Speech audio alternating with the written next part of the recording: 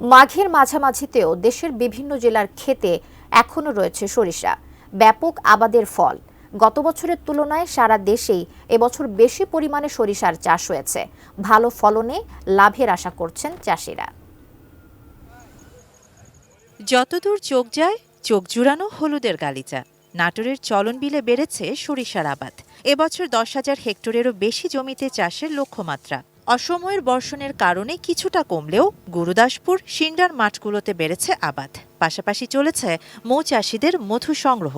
প্রাকৃতিক উপায়ে সরিষার মধুটা বাজারে চাহিদা অনেক বেশি, এতে আমরা অনেক টাকা আয় করতে পারছি। একটা জমি আবাদ করতে আমাদের 8 থেকে 10,000 টাকা খরচা, আর আমরা এই সরষা পাই মোটামুটি 5 থেকে 6 মণ। এটাই আমরা এই আবাদ করে লাভজনকই হচ্ছে। উপজেলা কৃষি অফিস থেকে আমরা কৃষকদেরকে সরিষা আবাদের জন্য বিভিন্ন ধরনের প্রযুক্তিগত পরামর্শ প্রদান করছি। পাশাপাশি সরকার প্রদত্ত প্রণোদনা কার্যক্রমের আওতায় আমরা কৃষকদের মাঝে সরিষার বীজ এবং সার বিতরণ করেছি। গত বছরের তুলনায় এবছর ফরিদপুর জেলায় 2000-এরও বেশি হেক্টর জমিতে চাষ হয়েছে সরিষা। উচ্চ ফলনশীল বাড়ি ও বিনা জাত আবাদ করেছেন চাষিরা। বর্তমানে সরিষার বাজার মূল্য মণ প্রতি 3,000 টাকা। সেই হিসাবে ফরিদপুর জেলায় এবছর প্রায় 152 কোটি টাকার সরিষা উৎপাদনের আশা।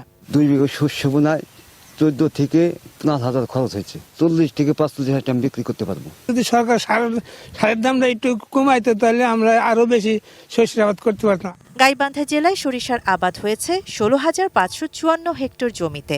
গত বছরের তুলনায় এবছর 1300 হেক্টর বেশি। বিস্তীর্ণ এলাকা জুড়ে হলুদে হলুদে ভরে উঠেছে মাঠ। ফুলের সেই অপরূপ শোভা উপভোগ করতে ভিড় লেগেছে প্রকৃতিপ্রেমীদের। এত বিস্তৃত জায়গা জুড়ে আসলে গাইবান্ধার কোথাও এরকম হয়নি। তো অনুভূতিটা খুবই সুন্দর। এখানে ভিউটা অনেক সুন্দর, ফটোশুট করার জন্য আসছি আর কি। শাহানা জাহান, ডেস্ক রিপোর্ট, ATN নিউজ।